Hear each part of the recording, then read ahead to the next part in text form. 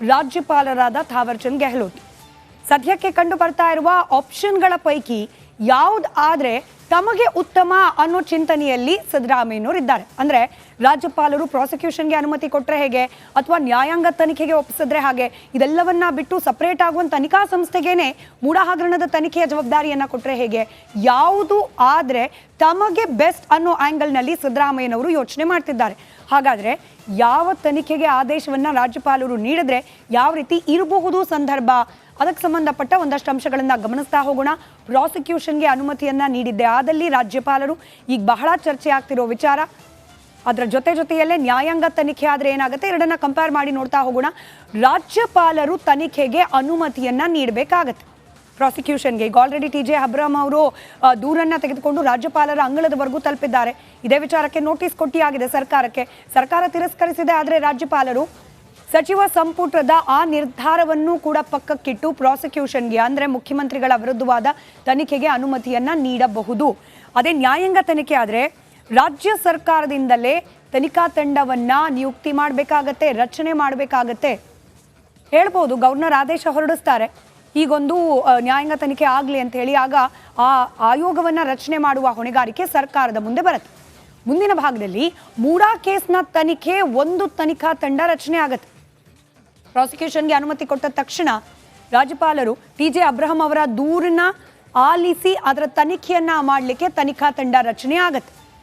ಇನ್ನು ನ್ಯಾಯಾಂಗ ತನಿಖೆಗೆ ವಹಿಸಿದ್ರೆ ಇದಕ್ಕೆ ಅಪೋಸಿಟ್ ಆಗಿ ನ್ಯಾಯಾಂಗ ತನಿಖೆಗೆ ವಹಿಸಿದ್ದೇ ಆದರೆ ನಿವೃತ್ತ ನ್ಯಾಯಮೂರ್ತಿಗಳ ನೇತೃತ್ವದಲ್ಲಿ ತನಿಖೆಯನ್ನ ಮಾಡಬೇಕಾಗತ್ತೆ.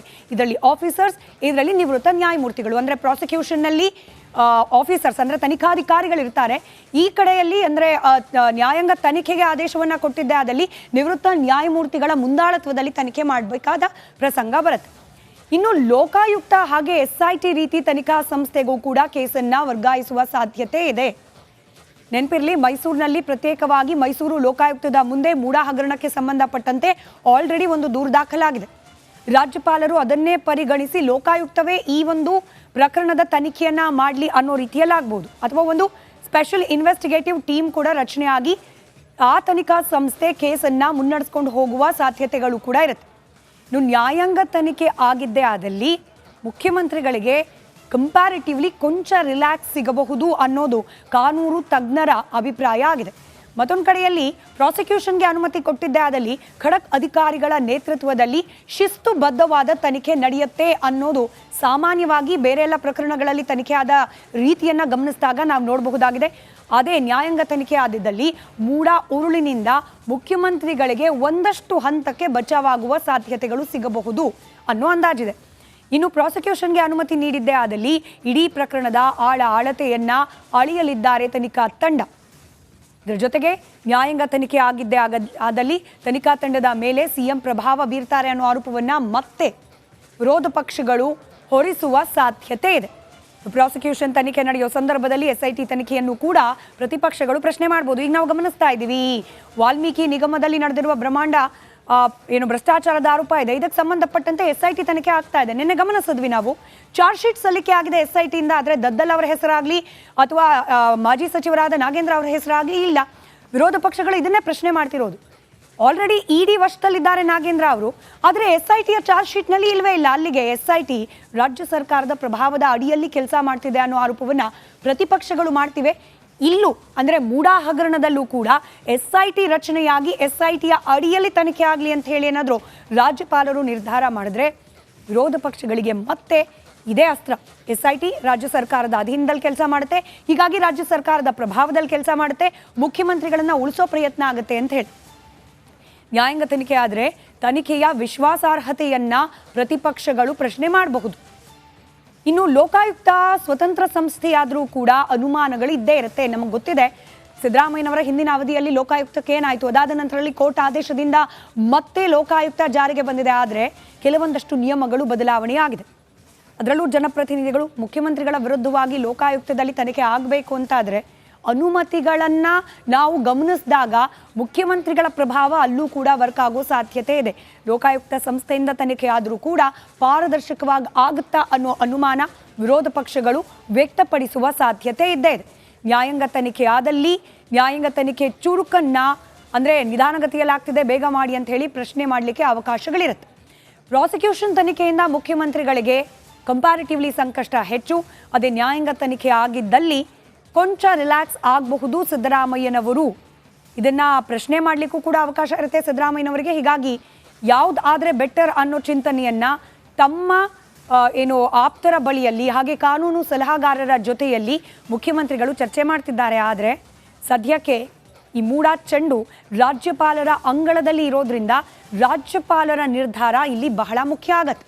ಹಾಗಾದರೆ ರಾಜ್ಯಪಾಲರ ಅಂಗಳದಲ್ಲಿ ಈ ಪ್ರಕರಣ ಯಾವ ಹಂತದಲ್ಲಿದೆ, ಅದಕ್ಕೆ ಸಂಬಂಧಪಟ್ಟಂತೆಯೂ ನಾವು ಅಂಶಗಳನ್ನು ಗಮನಿಸ್ತಾ ಹೋಗೋಣ. ಮೂಡಾ ಕೇಸನ್ನು ಪ್ರಾಸಿಕ್ಯೂಷನ್ಗೆ ನೀಡಬೇಕಾ ಅಥವಾ ನ್ಯಾಯಾಂಗ ತನಿಖೆಗೆ ಒಪ್ಪಿಸಬೇಕಾ ಅನ್ನೋ ಕುತೂಹಲ ಹೆಚ್ಚಾಗ್ತಾ ಇದೆ. ಅಂದರೆ ಗವರ್ನರ್ ಯಾವ ರೀತಿಯಾದ ನಿರ್ಧಾರವನ್ನು ಕೈಗೊಳ್ತಾರೆ ಅನ್ನೋದ್ರ ಬಗ್ಗೆ ಕುತೂಹಲ ಹೆಚ್ಚಾಗ್ತಾ ಇದೆ.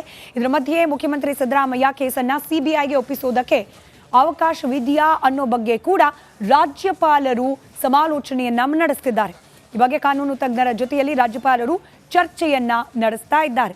ಹಾಗಾದರೆ ರಾಜ್ಯಪಾಲರ ಮುಂದಿರುವ ಮೂರನೇ ಆಯ್ಕೆ CBIಗೆ ವಹಿಸೋದು, ಅದಾದರೆ ಏನಾಗುತ್ತೆ, ಅದಕ್ಕೆ ಸಂಬಂಧಪಟ್ಟಂತೆಯೂ ಕೂಡ ಕೆಲ ಅಂಶಗಳನ್ನು ಗಮನಿಸ್ತಾ ಹೋಗೋಣ. ನಾವು ಈ ಹಿಂದೆ ಹೇಳಿದ್ದು, ಒಂದಾ ಪ್ರಾಸಿಕ್ಯೂಷನ್ಗೆ ಅನುಮತಿ ನೀಡಿ ಸಪರೇಟ್ ಆದ ತನಿಖಾ ಸಂಸ್ಥೆ ಅಡಿಯಲ್ಲಿ ತನಿಖೆಯನ್ನು ನಡೆಸೋದು, ಅಥವಾ ಲೋಕಾಯುಕ್ತದ ಅಡಿಯಲ್ಲಿ ತನಿಖೆ ನಡೆಸಿದ್ರೆ ಏನಾಗುತ್ತೆ, ಅಥವಾ ನ್ಯಾಯಾಂಗ ತನಿಖೆ ಅಂತ ಹೇಳಿ ನಿವೃತ್ತ ನ್ಯಾಯಮೂರ್ತಿಗಳ ಅಡಿಯಲ್ಲಿ ತನಿಖೆ ನಡೆಸಿದ್ರೆ ಏನಾಗುತ್ತೆ. ಎರಡು ಆಯ್ಕೆಗಳು ಏನು ರಾಜ್ಯಪಾಲರ ಮುಂದಿದೆ ಅದನ್ನು ಎಕ್ಸ್ಪ್ಲೇನ್ ಮಾಡಿದ್ವಿ. ಈಗ CBIಗೆ ಮೂಡಾ ಹಗರಣವನ್ನು ವಹಿಸಿದ್ರೆ ಏನಾಗಬಹುದು ಅಂತ. ರಾಜ್ಯಪಾಲರು CBI ತನಿಖೆಗೆ ಶಿಫಾರಸನ್ನ ಮಾಡಬಹುದೇ ಅನ್ನೋದ್ರಲ್ಲೂ ಕೂಡ ಒಂದಷ್ಟು ಟೆಕ್ನಿಕಲ್ ಪ್ರಶ್ನೆಗಳಿದೆ. ರಾಜ್ಯಪಾಲರನ್ನೇ ನೇರವಾಗಿ CBIಗೆ ಇಂಥ ಪ್ರಕರಣವನ್ನ ನೀವು ಕೈಗೆತ್ಕೊಳ್ಳಿ, ಮುಖ್ಯಮಂತ್ರಿಗಳ ವಿರುದ್ಧವಾಗಿ ತನಿಖೆ ನಡೆಸಿ ಅಂತ ಹೇಳಲಿಕ್ಕೆ ರಾಜ್ಯಪಾಲರಿಗೆ ಅವಕಾಶ ಇದೆಯಾ, ಕಾನೂನು ಅದಕ್ಕೆ, ಸಂವಿಧಾನ ಅದಕ್ಕೆ ಅವಕಾಶವನ್ನ ಮಾಡಿಕೊಟ್ಟಿದ್ಯಾ, ಇದ್ರ ಬಗ್ಗೆ ಕೂಡ ಚರ್ಚೆ ನಡೀತಾ ಇದೆ. ಮೊದಲು ಕಾನೂನಾತ್ಮಕ ಅಂಶವನ್ನ ಬಗೆಹರಿಸಬೇಕಾಗತ್ತೆ, ಇದರಲ್ಲಿ ಬರುವಂತಹ ಟೆಕ್ನಿಕಲ್ ಅಡ್ಡಿ ಆತಂಕಗಳನ್ನು ಬಗೆಹರಿಸಬೇಕಾಗುತ್ತೆ. ರಾಜ್ಯಪಾಲರಾದ ಥಾವರ್ಚಂದ್ ಗೆಹ್ಲೋಟ್ಗೆ ಈ ಬಗ್ಗೆ ಅಧಿಕಾರ ಇದೆಯಾ ಸಂವಿಧಾನಿಕವಾಗಿ, ಅದ್ರ ಬಗ್ಗೆ ಒಂದಷ್ಟು ಸ್ಪಷ್ಟೀಕರಣವನ್ನ ಈಗ ಆಲ್ರೆಡಿ ಕಾನೂನು ತಜ್ಞರ ಜೊತೆಯಲ್ಲಿ ಪಡೆದುಕೊಳ್ತಾ ಇದ್ದಾರೆ. ಸಮಾಲೋಚನೆ ಸಂದರ್ಭದಲ್ಲಿ CBIಗೆ ಕೊಟ್ಟರೂ ಕೂಡ ರಾಜ್ಯಪಾಲರ ನಡೆಯನ್ನ ಸರ್ಕಾರ ಪ್ರಶ್ನೆ ಮಾಡಬಹುದು, ಕೋರ್ಟ್ಗೆ ಹೋಗ್ಲಿಕ್ಕೆ ಅವಕಾಶ ಇರುತ್ತೆ. CBI ಕೇಂದ್ರದ ಅಧೀನದಲ್ಲಿರುವ ತನಿಖಾ ಸಂಸ್ಥೆ ಅನ್ನೋ ಆರೋಪವನ್ನು ಮುಂದಿಟ್ಕೊಂಡು ಇದನ್ನು ಪ್ರಶ್ನೆ ಮಾಡಲಿಕ್ಕೂ ಕೂಡ ಅವಕಾಶ ಸರ್ಕಾರದ ಮುಂದಿದೆ. CM ಸಿದ್ದರಾಮಯ್ಯ ಅವರಿಗೆ ಗಂಭೀರ ಸಂಕಷ್ಟ CBIಗೆ ವಹಿಸಿದ್ರೂ ಕೂಡ ಎದುರಾಗಬಹುದು ಅನ್ನೋದು ಸದ್ಯಕ್ಕೆ ನಡೀತಾ ಇರುವ ಲೆಕ್ಕಾಚಾರಗಳ ಮಾಹಿತಿ. ಇನ್ನು ಕಾನೂನಾತ್ಮಕವಾಗಿ ತಮ್ಮ ಮುಂದಿರುವ ಆಯ್ಕೆ ಏನು ಅನ್ನೋದರ ಚರ್ಚೆಯಲ್ಲಿ ನಿರತರಾಗಿದ್ದಾರೆ ರಾಜ್ಯಪಾಲರಾದ ಥಾವರ್ಚಂದ್ ಗೆಹ್ಲೋಟ್. ಸದ್ಯಕ್ಕೆ ಕಂಡು ಬರ್ತಾ ಇರುವ ಆಪ್ಷನ್ಗಳ ಪೈಕಿ ಯಾವ್ದು ಆದರೆ ತಮಗೆ ಉತ್ತಮ ಅನ್ನೋ ಚಿಂತನೆಯಲ್ಲಿ ಸಿದ್ದರಾಮಯ್ಯನವರು ಇದ್ದಾರೆ. ಅಂದರೆ ರಾಜ್ಯಪಾಲರು ಪ್ರಾಸಿಕ್ಯೂಷನ್ಗೆ ಅನುಮತಿ ಕೊಟ್ಟರೆ ಹೇಗೆ, ಅಥವಾ ನ್ಯಾಯಾಂಗ ತನಿಖೆಗೆ ಒಪ್ಪಿಸಿದ್ರೆ ಹಾಗೆ, ಇದೆಲ್ಲವನ್ನ ಬಿಟ್ಟು ಸಪರೇಟ್ ಆಗುವಂಥ ತನಿಖಾ ಸಂಸ್ಥೆಗೇನೆ ಮೂಡಾ ಹಗರಣದ ತನಿಖೆಯ ಜವಾಬ್ದಾರಿಯನ್ನು ಕೊಟ್ಟರೆ ಹೇಗೆ, ಯಾವುದು ಆದರೆ ತಮಗೆ ಬೆಸ್ಟ್ ಅನ್ನೋ ಆ್ಯಂಗಲ್ನಲ್ಲಿ ಸಿದ್ದರಾಮಯ್ಯನವರು ಯೋಚನೆ ಮಾಡ್ತಿದ್ದಾರೆ. ಹಾಗಾದರೆ ಯಾವ ತನಿಖೆಗೆ ಆದೇಶವನ್ನು ರಾಜ್ಯಪಾಲರು ನೀಡಿದ್ರೆ ಯಾವ ರೀತಿ ಇರಬಹುದು ಸಂದರ್ಭ, ಅದಕ್ಕೆ ಸಂಬಂಧಪಟ್ಟ ಒಂದಷ್ಟು ಅಂಶಗಳನ್ನು ಗಮನಿಸ್ತಾ ಹೋಗೋಣ. ಪ್ರಾಸಿಕ್ಯೂಷನ್ಗೆ ಅನುಮತಿಯನ್ನು ನೀಡಿದ್ದೆ ಆದಲ್ಲಿ ರಾಜ್ಯಪಾಲರು ಈಗ ಬಹಳ ಚರ್ಚೆ ಆಗ್ತಿರೋ ವಿಚಾರ. ಅದರ ಜೊತೆಯಲ್ಲೇ ನ್ಯಾಯಾಂಗ ತನಿಖೆ ಆದರೆ ಏನಾಗುತ್ತೆ, ಎರಡನ್ನ ಕಂಪೇರ್ ಮಾಡಿ ನೋಡ್ತಾ ಹೋಗೋಣ. ರಾಜ್ಯಪಾಲರು ತನಿಖೆಗೆ ಅನುಮತಿಯನ್ನು ನೀಡಬೇಕಾಗತ್ತೆ ಪ್ರಾಸಿಕ್ಯೂಷನ್ಗೆ. ಈಗ ಆಲ್ರೆಡಿ TJ ಅಬ್ರಹಂ ಅವರು ದೂರನ್ನು ತೆಗೆದುಕೊಂಡು ರಾಜ್ಯಪಾಲರ ಅಂಗಳದವರೆಗೂ ತಲುಪಿದ್ದಾರೆ. ಇದೇ ವಿಚಾರಕ್ಕೆ ನೋಟಿಸ್ ಕೊಟ್ಟಿಯಾಗಿದೆ ಸರ್ಕಾರಕ್ಕೆ. ಸರ್ಕಾರ ತಿರಸ್ಕರಿಸಿದೆ. ಆದರೆ ರಾಜ್ಯಪಾಲರು ಸಚಿವ ಸಂಪುಟದ ಆ ನಿರ್ಧಾರವನ್ನು ಕೂಡ ಪಕ್ಕಕ್ಕಿಟ್ಟು ಪ್ರಾಸಿಕ್ಯೂಷನ್ಗೆ ಅಂದರೆ ಮುಖ್ಯಮಂತ್ರಿಗಳ ವಿರುದ್ಧವಾದ ತನಿಖೆಗೆ ಅನುಮತಿಯನ್ನು ನೀಡಬಹುದು. ಅದೇ ನ್ಯಾಯಾಂಗ ತನಿಖೆ ಆದರೆ ರಾಜ್ಯ ಸರ್ಕಾರದಿಂದಲೇ ತನಿಖಾ ತಂಡವನ್ನು ನಿಯುಕ್ತಿ ಮಾಡಬೇಕಾಗತ್ತೆ, ರಚನೆ ಮಾಡಬೇಕಾಗತ್ತೆ. ಹೇಳ್ಬೋದು ಗವರ್ನರ್ ಆದೇಶ ಹೊರಡಿಸ್ತಾರೆ, ಈಗೊಂದು ನ್ಯಾಯಾಂಗ ತನಿಖೆ ಆಗಲಿ ಅಂತ ಹೇಳಿ, ಆಗ ಆ ಆಯೋಗವನ್ನು ರಚನೆ ಮಾಡುವ ಹೊಣೆಗಾರಿಕೆ ಸರ್ಕಾರದ ಮುಂದೆ ಬರುತ್ತೆ.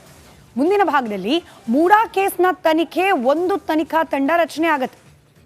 ಪ್ರಾಸಿಕ್ಯೂಷನ್ಗೆ ಅನುಮತಿ ಕೊಟ್ಟ ತಕ್ಷಣ ರಾಜ್ಯಪಾಲರು TJ ಅಬ್ರಹಂ ಅವರ ದೂರನ್ನ ಆಲಿಸಿ ಅದರ ತನಿಖೆಯನ್ನ ಮಾಡಲಿಕ್ಕೆ ತನಿಖಾ ತಂಡ ರಚನೆ ಆಗತ್ತೆ. ಇನ್ನು ನ್ಯಾಯಾಂಗ ತನಿಖೆಗೆ ವಹಿಸಿದ್ರೆ, ಇದಕ್ಕೆ ಅಪೋಸಿಟ್ ಆಗಿ ನ್ಯಾಯಾಂಗ ತನಿಖೆಗೆ ವಹಿಸಿದ್ದೇ ಆದರೆ ನಿವೃತ್ತ ನ್ಯಾಯಮೂರ್ತಿಗಳ ನೇತೃತ್ವದಲ್ಲಿ ತನಿಖೆಯನ್ನ ಮಾಡಬೇಕಾಗತ್ತೆ. ಇದರಲ್ಲಿ ಆಫೀಸರ್ಸ್, ಇದರಲ್ಲಿ ನಿವೃತ್ತ ನ್ಯಾಯಮೂರ್ತಿಗಳು. ಅಂದರೆ ಪ್ರಾಸಿಕ್ಯೂಷನ್ನಲ್ಲಿ ಆಫೀಸರ್ಸ್ ಅಂದರೆ ತನಿಖಾಧಿಕಾರಿಗಳಿರ್ತಾರೆ, ಈ ಕಡೆಯಲ್ಲಿ ಅಂದರೆ ನ್ಯಾಯಾಂಗ ತನಿಖೆಗೆ ಆದೇಶವನ್ನು ಕೊಟ್ಟಿದ್ದೇ ಆದಲ್ಲಿ ನಿವೃತ್ತ ನ್ಯಾಯಮೂರ್ತಿಗಳ ಮುಂದಾಳತ್ವದಲ್ಲಿ ತನಿಖೆ ಮಾಡಬೇಕಾದ ಪ್ರಸಂಗ ಬರುತ್ತೆ. ಇನ್ನು ಲೋಕಾಯುಕ್ತ ಹಾಗೆ SIT ರೀತಿ ತನಿಖಾ ಸಂಸ್ಥೆಗೂ ಕೂಡ ಕೇಸನ್ನು ವರ್ಗಾಯಿಸುವ ಸಾಧ್ಯತೆ ಇದೆ. ನೆನಪಿರಲಿ, ಮೈಸೂರಿನಲ್ಲಿ ಪ್ರತ್ಯೇಕವಾಗಿ ಮೈಸೂರು ಲೋಕಾಯುಕ್ತದ ಮುಂದೆ ಮೂಡಾ ಹಗರಣಕ್ಕೆ ಸಂಬಂಧಪಟ್ಟಂತೆ ಆಲ್ರೆಡಿ ಒಂದು ದೂರು ದಾಖಲಾಗಿದೆ. ರಾಜ್ಯಪಾಲರು ಅದನ್ನೇ ಪರಿಗಣಿಸಿ ಲೋಕಾಯುಕ್ತವೇ ಈ ಒಂದು ಪ್ರಕರಣದ ತನಿಖೆಯನ್ನ ಮಾಡಲಿ ಅನ್ನೋ ರೀತಿಯಲ್ಲಾಗಬಹುದು, ಅಥವಾ ಒಂದು ಸ್ಪೆಷಲ್ ಇನ್ವೆಸ್ಟಿಗೇಟಿವ್ ಟೀಮ್ ಕೂಡ ರಚನೆಯಾಗಿ ಆ ತನಿಖಾ ಸಂಸ್ಥೆ ಕೇಸನ್ನ ಮುನ್ನಡೆಸ್ಕೊಂಡು ಹೋಗುವ ಸಾಧ್ಯತೆಗಳು ಕೂಡ ಇರುತ್ತೆ. ಇನ್ನು ನ್ಯಾಯಾಂಗ ತನಿಖೆ ಆಗಿದ್ದೇ ಆದಲ್ಲಿ ಮುಖ್ಯಮಂತ್ರಿಗಳಿಗೆ ಕಂಪ್ಯಾರಿಟಿವ್ಲಿ ಕೊಂಚ ರಿಲ್ಯಾಕ್ಸ್ ಸಿಗಬಹುದು ಅನ್ನೋದು ಕಾನೂನು ತಜ್ಞರ ಅಭಿಪ್ರಾಯ ಆಗಿದೆ. ಮತ್ತೊಂದು ಕಡೆಯಲ್ಲಿ ಪ್ರಾಸಿಕ್ಯೂಷನ್ಗೆ ಅನುಮತಿ ಕೊಟ್ಟಿದ್ದೇ ಆದಲ್ಲಿ ಖಡಕ್ ಅಧಿಕಾರಿಗಳ ನೇತೃತ್ವದಲ್ಲಿ ಶಿಸ್ತುಬದ್ಧವಾದ ತನಿಖೆ ನಡೆಯುತ್ತೆ ಅನ್ನೋದು ಸಾಮಾನ್ಯವಾಗಿ ಬೇರೆ ಎಲ್ಲ ಪ್ರಕರಣಗಳಲ್ಲಿ ತನಿಖೆ ಆದ ರೀತಿಯನ್ನು ಗಮನಿಸಿದಾಗ ನಾವು ನೋಡಬಹುದಾಗಿದೆ. ಅದೇ ನ್ಯಾಯಾಂಗ ತನಿಖೆ ಆದಿದ್ದಲ್ಲಿ ಮೂಡಾ ಉರುಳಿನಿಂದ ಮುಖ್ಯಮಂತ್ರಿಗಳಿಗೆ ಒಂದಷ್ಟು ಹಂತಕ್ಕೆ ಬಚಾವಾಗುವ ಸಾಧ್ಯತೆಗಳು ಸಿಗಬಹುದು ಅನ್ನೋ ಅಂದಾಜಿದೆ. ಇನ್ನು ಪ್ರಾಸಿಕ್ಯೂಷನ್ಗೆ ಅನುಮತಿ ನೀಡಿದ್ದೇ ಆದಲ್ಲಿ ಇಡೀ ಪ್ರಕರಣದ ಆಳತೆಯನ್ನ ಅಳಿಯಲಿದ್ದಾರೆ ತನಿಖಾ ತಂಡ. ಇದರ ಜೊತೆಗೆ ನ್ಯಾಯಾಂಗ ತನಿಖೆ ಆಗಿದ್ದೇ ಆದಲ್ಲಿ ತನಿಖಾ ತಂಡದ ಮೇಲೆ ಸಿಎಂ ಪ್ರಭಾವ ಬೀರ್ತಾರೆ ಅನ್ನೋ ಆರೋಪವನ್ನ ಮತ್ತೆ ವಿರೋಧ ಪಕ್ಷಗಳು ಹೊರಿಸುವ ಸಾಧ್ಯತೆ ಇದೆ. ಪ್ರಾಸಿಕ್ಯೂಷನ್ ತನಿಖೆ ನಡೆಯೋ ಸಂದರ್ಭದಲ್ಲಿ SIT ತನಿಖೆಯನ್ನು ಕೂಡ ಪ್ರತಿಪಕ್ಷಗಳು ಪ್ರಶ್ನೆ ಮಾಡಬಹುದು. ಈಗ ನಾವು ಗಮನಿಸ್ತಾ ಇದ್ದೀವಿ, ವಾಲ್ಮೀಕಿ ನಿಗಮದಲ್ಲಿ ನಡೆದಿರುವ ಬ್ರಹ್ಮಾಂಡ ಏನು ಭ್ರಷ್ಟಾಚಾರದ ಆರೋಪ ಇದೆ, ಇದಕ್ಕೆ ಸಂಬಂಧಪಟ್ಟಂತೆ SIT ತನಿಖೆ ಆಗ್ತಾ ಇದೆ. ನಿನ್ನೆ ಗಮನಿಸಿದ್ವಿ ನಾವು, ಚಾರ್ಜ್ ಶೀಟ್ ಸಲ್ಲಿಕೆ ಆಗಿದೆ SIT ಇಂದ, ಆದರೆ ದದ್ದಲ್ ಅವರ ಹೆಸರಾಗ್ಲಿ ಅಥವಾ ಮಾಜಿ ಸಚಿವರಾದ ನಾಗೇಂದ್ರ ಅವರ ಹೆಸರಾಗ್ಲಿ ಇಲ್ಲ. ವಿರೋಧ ಪಕ್ಷಗಳು ಇದನ್ನೇ ಪ್ರಶ್ನೆ ಮಾಡ್ತಿರೋದು. ಆಲ್ರೆಡಿ ED ವಶದಲ್ಲಿದ್ದಾರೆ ನಾಗೇಂದ್ರ ಅವರು, ಆದರೆ SITಯ ಚಾರ್ಜ್ ಶೀಟ್ನಲ್ಲಿ ಇಲ್ವೇ ಇಲ್ಲ. ಅಲ್ಲಿಗೆ SIT ರಾಜ್ಯ ಸರ್ಕಾರದ ಪ್ರಭಾವದ ಅಡಿಯಲ್ಲಿ ಕೆಲಸ ಮಾಡ್ತಿದೆ ಅನ್ನೋ ಆರೋಪವನ್ನ ಪ್ರತಿಪಕ್ಷಗಳು ಮಾಡ್ತಿವೆ. ಇಲ್ಲೂ ಅಂದರೆ ಮೂಡಾ ಹಗರಣದಲ್ಲೂ ಕೂಡ SIT ರಚನೆಯಾಗಿ SITಯ ಅಡಿಯಲ್ಲಿ ತನಿಖೆ ಆಗಲಿ ಅಂತ ಹೇಳಿ ಏನಾದರೂ ರಾಜ್ಯಪಾಲರು ನಿರ್ಧಾರ ಮಾಡಿದ್ರೆ ವಿರೋಧ ಪಕ್ಷಗಳಿಗೆ ಮತ್ತೆ ಇದೇ ಅಸ್ತ್ರ. SIT ರಾಜ್ಯ ಸರ್ಕಾರದ ಅಧೀನದಲ್ಲಿ ಕೆಲಸ ಮಾಡುತ್ತೆ, ಹೀಗಾಗಿ ರಾಜ್ಯ ಸರ್ಕಾರದ ಪ್ರಭಾವದಲ್ಲಿ ಕೆಲಸ ಮಾಡುತ್ತೆ, ಮುಖ್ಯಮಂತ್ರಿಗಳನ್ನ ಉಳಿಸೋ ಪ್ರಯತ್ನ ಆಗುತ್ತೆ ಅಂತ ಹೇಳಿ. ನ್ಯಾಯಾಂಗ ತನಿಖೆ ಆದರೆ ತನಿಖೆಯ ವಿಶ್ವಾಸಾರ್ಹತೆಯನ್ನ ಪ್ರತಿಪಕ್ಷಗಳು ಪ್ರಶ್ನೆ ಮಾಡಬಹುದು. ಇನ್ನು ಲೋಕಾಯುಕ್ತ ಸ್ವತಂತ್ರ ಸಂಸ್ಥೆಯಾದರೂ ಕೂಡ ಅನುಮಾನಗಳು ಇದ್ದೇ ಇರುತ್ತೆ. ನಮಗೆ ಗೊತ್ತಿದೆ, ಸಿದ್ದರಾಮಯ್ಯನವರ ಹಿಂದಿನ ಅವಧಿಯಲ್ಲಿ ಲೋಕಾಯುಕ್ತಕ್ಕೆ ಏನಾಯಿತು, ಅದಾದ ನಂತರದಲ್ಲಿ ಕೋರ್ಟ್ ಆದೇಶದಿಂದ ಮತ್ತೆ ಲೋಕಾಯುಕ್ತ ಜಾರಿಗೆ ಬಂದಿದೆ. ಆದರೆ ಕೆಲವೊಂದಷ್ಟು ನಿಯಮಗಳು ಬದಲಾವಣೆ ಆಗಿದೆ. ಅದರಲ್ಲೂ ಜನಪ್ರತಿನಿಧಿಗಳು ಮುಖ್ಯಮಂತ್ರಿಗಳ ವಿರುದ್ಧವಾಗಿ ಲೋಕಾಯುಕ್ತದಲ್ಲಿ ತನಿಖೆ ಆಗಬೇಕು ಅಂತಾದರೆ ಅನುಮತಿಗಳನ್ನು ನಾವು ಗಮನಿಸಿದಾಗ ಮುಖ್ಯಮಂತ್ರಿಗಳ ಪ್ರಭಾವ ಅಲ್ಲೂ ಕೂಡ ವರ್ಕ್ ಆಗೋ ಸಾಧ್ಯತೆ ಇದೆ. ಲೋಕಾಯುಕ್ತ ಸಂಸ್ಥೆಯಿಂದ ತನಿಖೆ ಆದರೂ ಕೂಡ ಪಾರದರ್ಶಕವಾಗಿ ಆಗುತ್ತಾ ಅನ್ನೋ ಅನುಮಾನ ವಿರೋಧ ಪಕ್ಷಗಳು ವ್ಯಕ್ತಪಡಿಸುವ ಸಾಧ್ಯತೆ ಇದ್ದೇ ಇದೆ. ನ್ಯಾಯಾಂಗ ತನಿಖೆ ಆದಲ್ಲಿ ನ್ಯಾಯಾಂಗ ತನಿಖೆ ಚುರುಕನ್ನು ಅಂದರೆ ನಿಧಾನಗತಿಯಲ್ಲಾಗ್ತಿದೆ, ಬೇಗ ಮಾಡಿ ಅಂತ ಹೇಳಿ ಪ್ರಶ್ನೆ ಮಾಡಲಿಕ್ಕೆ ಅವಕಾಶಗಳಿರುತ್ತೆ. ಪ್ರಾಸಿಕ್ಯೂಷನ್ ತನಿಖೆಯಿಂದ ಮುಖ್ಯಮಂತ್ರಿಗಳಿಗೆ ಕಂಪ್ಯಾರಿಟಿವ್ಲಿ ಸಂಕಷ್ಟ ಹೆಚ್ಚು. ಅದೇ ನ್ಯಾಯಾಂಗ ತನಿಖೆ ಆಗಿದ್ದಲ್ಲಿ ಕೊಂಚ ರಿಲ್ಯಾಕ್ಸ್ ಆಗಬಹುದು ಸಿದ್ದರಾಮಯ್ಯನವರು. ಇದನ್ನು ಪ್ರಶ್ನೆ ಮಾಡಲಿಕ್ಕೂ ಕೂಡ ಅವಕಾಶ ಇರುತ್ತೆ ಸಿದ್ದರಾಮಯ್ಯನವರಿಗೆ. ಹೀಗಾಗಿ ಯಾವ್ದು ಆದರೆ ಬೆಟರ್ ಅನ್ನೋ ಚಿಂತನೆಯನ್ನು ತಮ್ಮ ಏನು ಆಪ್ತರ ಬಳಿಯಲ್ಲಿ ಹಾಗೆ ಕಾನೂನು ಸಲಹಾಗಾರರ ಜೊತೆಯಲ್ಲಿ ಮುಖ್ಯಮಂತ್ರಿಗಳು ಚರ್ಚೆ ಮಾಡ್ತಿದ್ದಾರೆ. ಆದರೆ ಸದ್ಯಕ್ಕೆ ಈ ಮೂಡಾ ಚೆಂಡು ರಾಜ್ಯಪಾಲರ ಅಂಗಳದಲ್ಲಿ ಇರೋದ್ರಿಂದ ರಾಜ್ಯಪಾಲರ ನಿರ್ಧಾರ ಇಲ್ಲಿ ಬಹಳ ಮುಖ್ಯ ಆಗತ್ತೆ. ಹಾಗಾದರೆ ರಾಜ್ಯಪಾಲರ ಅಂಗಳದಲ್ಲಿ ಈ ಪ್ರಕರಣ ಯಾವ ಹಂತದಲ್ಲಿದೆ, ಅದಕ್ಕೆ ಸಂಬಂಧಪಟ್ಟಂತೆಯೂ ನಾವು ಅಂಶಗಳನ್ನು ಗಮನಿಸ್ತಾ ಹೋಗೋಣ. ಮೂಡಾ ಕೇಸನ್ನು ಪ್ರಾಸಿಕ್ಯೂಷನ್ಗೆ ನೀಡಬೇಕಾ ಅಥವಾ ನ್ಯಾಯಾಂಗ ತನಿಖೆಗೆ ಒಪ್ಪಿಸಬೇಕಾ ಅನ್ನೋ ಕುತೂಹಲ ಹೆಚ್ಚಾಗ್ತಾ ಇದೆ. ಅಂದರೆ ಗವರ್ನರ್ ಯಾವ ರೀತಿಯಾದ ನಿರ್ಧಾರವನ್ನು ಕೈಗೊಳ್ತಾರೆ ಅನ್ನೋದ್ರ ಬಗ್ಗೆ ಕುತೂಹಲ ಹೆಚ್ಚಾಗ್ತಾ ಇದೆ. ಇದರ ಮಧ್ಯೆ ಮುಖ್ಯಮಂತ್ರಿ ಸಿದ್ದರಾಮಯ್ಯ ಕೇಸನ್ನು CBIಗೆ ಒಪ್ಪಿಸೋದಕ್ಕೆ ಅವಕಾಶವಿದೆಯಾ ಅನ್ನೋ ಬಗ್ಗೆ ಕೂಡ ರಾಜ್ಯಪಾಲರು ಸಮಾಲೋಚನೆಯನ್ನ ನಡೆಸ್ತಿದ್ದಾರೆ. ಈ ಬಗ್ಗೆ ಕಾನೂನು ತಜ್ಞರ ಜೊತೆಯಲ್ಲಿ ರಾಜ್ಯಪಾಲರು ಚರ್ಚೆಯನ್ನ ನಡೆಸ್ತಾ ಇದ್ದಾರೆ. ಹಾಗಾದರೆ ರಾಜ್ಯಪಾಲರ ಮುಂದಿರುವ ಮೂರನೇ ಆಯ್ಕೆ CBIಗೆ ವಹಿಸೋದು, ಅದಾದರೆ ಏನಾಗುತ್ತೆ, ಅದಕ್ಕೆ ಸಂಬಂಧಪಟ್ಟಂತೆಯೂ ಕೂಡ ಕೆಲ ಅಂಶಗಳನ್ನು ಗಮನಿಸ್ತಾ ಹೋಗೋಣ. ನಾವು ಈ ಹಿಂದೆ ಹೇಳಿದ್ದು, ಒಂದಾ ಪ್ರಾಸಿಕ್ಯೂಷನ್ಗೆ ಅನುಮತಿ ನೀಡಿ ಸಪರೇಟ್ ಆದ ತನಿಖಾ ಸಂಸ್ಥೆ ಅಡಿಯಲ್ಲಿ ತನಿಖೆಯನ್ನು ನಡೆಸೋದು, ಅಥವಾ ಲೋಕಾಯುಕ್ತದ ಅಡಿಯಲ್ಲಿ ತನಿಖೆ ನಡೆಸಿದ್ರೆ ಏನಾಗುತ್ತೆ, ಅಥವಾ ನ್ಯಾಯಾಂಗ ತನಿಖೆ ಅಂತ ಹೇಳಿ ನಿವೃತ್ತ ನ್ಯಾಯಮೂರ್ತಿಗಳ ಅಡಿಯಲ್ಲಿ ತನಿಖೆ ನಡೆಸಿದ್ರೆ ಏನಾಗುತ್ತೆ. ಎರಡು ಆಯ್ಕೆಗಳು ಏನು ರಾಜ್ಯಪಾಲರ ಮುಂದಿದೆ ಅದನ್ನು ಎಕ್ಸ್ಪ್ಲೇನ್ ಮಾಡಿದ್ವಿ. ಈಗ CBIಗೆ ಮೂಡಾ ಹಗರಣವನ್ನು ವಹಿಸಿದ್ರೆ ಏನಾಗಬಹುದು ಅಂತ ರಾಜ್ಯಪಾಲರು CBI ತನಿಖೆಗೆ ಶಿಫಾರಸನ್ನ ಮಾಡಬಹುದೇ ಅನ್ನೋದ್ರಲ್ಲೂ ಕೂಡ ಒಂದಷ್ಟು ಟೆಕ್ನಿಕಲ್ ಪ್ರಶ್ನೆಗಳಿದೆ. ರಾಜ್ಯಪಾಲರನ್ನೇ ನೇರವಾಗಿ CBIಗೆ ಇಂಥ ಪ್ರಕರಣವನ್ನು ನೀವು ಕೈಗೆತ್ಕೊಳ್ಳಿ, ಮುಖ್ಯಮಂತ್ರಿಗಳ ವಿರುದ್ಧವಾಗಿ ತನಿಖೆ ನಡೆಸಿ ಅಂತ ಹೇಳಲಿಕ್ಕೆ ರಾಜ್ಯಪಾಲರಿಗೆ ಅವಕಾಶ ಇದೆಯಾ, ಕಾನೂನು ಅದಕ್ಕೆ, ಸಂವಿಧಾನ ಅದಕ್ಕೆ ಅವಕಾಶವನ್ನು ಮಾಡಿಕೊಟ್ಟಿದೆಯಾ, ಇದ್ರ ಬಗ್ಗೆ ಕೂಡ ಚರ್ಚೆ ನಡೀತಾ ಇದೆ. ಮೊದಲು ಕಾನೂನಾತ್ಮಕ ಅಂಶವನ್ನ ಬಗೆಹರಿಸಬೇಕಾಗತ್ತೆ, ಇದರಲ್ಲಿ ಬರುವಂತಹ ಟೆಕ್ನಿಕಲ್ ಅಡ್ಡಿ ಆತಂಕಗಳನ್ನ ಬಗೆಹರಿಸಬೇಕಾಗುತ್ತೆ. ರಾಜ್ಯಪಾಲರಾದ ಥಾವರ್ಚಂದ್ ಗೆಹ್ಲೋಟ್ಗೆ ಈ ಬಗ್ಗೆ ಅಧಿಕಾರ ಇದೆಯಾ ಸಂವಿಧಾನಿಕವಾಗಿ, ಅದ್ರ ಬಗ್ಗೆ ಒಂದಷ್ಟು ಸ್ಪಷ್ಟೀಕರಣವನ್ನ ಈಗ ಆಲ್ರೆಡಿ ಕಾನೂನು ತಜ್ಞರ ಜೊತೆಯಲ್ಲಿ ಪಡೆದುಕೊಳ್ತಾ ಇದ್ದಾರೆ. ಸಮಾಲೋಚನೆ ಸಂದರ್ಭದಲ್ಲಿ ಸಿಬಿಐಗೆ ಕೊಟ್ಟರು ಕೂಡ ರಾಜ್ಯಪಾಲರ ನಡೆಯನ್ನ ಸರ್ಕಾರ ಪ್ರಶ್ನೆ ಮಾಡಬಹುದು, ಕೋರ್ಟ್ಗೆ ಹೋಗ್ಲಿಕ್ಕೆ ಅವಕಾಶ ಇರುತ್ತೆ. ಸಿಬಿಐ ಕೇಂದ್ರದ ಅಧೀನದಲ್ಲಿರುವ ತನಿಖಾ ಸಂಸ್ಥೆ ಅನ್ನೋ ಆರೋಪವನ್ನು ಮುಂದಿಟ್ಕೊಂಡು ಇದನ್ನ ಪ್ರಶ್ನೆ ಮಾಡಲಿಕ್ಕೂ ಕೂಡ ಅವಕಾಶ ಸರ್ಕಾರದ ಮುಂದಿದೆ. ಸಿಎಂ ಸಿದ್ದರಾಮಯ್ಯ ಅವರಿಗೆ ಗಂಭೀರ ಸಂಕಷ್ಟ ಸಿಬಿಐಗೆ ವಹಿಸಿದ್ರೂ ಕೂಡ ಎದುರಾಗಬಹುದು ಅನ್ನೋದು ಸದ್ಯಕ್ಕೆ ನಡೀತಾ ಇರುವ ಲೆಕ್ಕಾಚಾರ.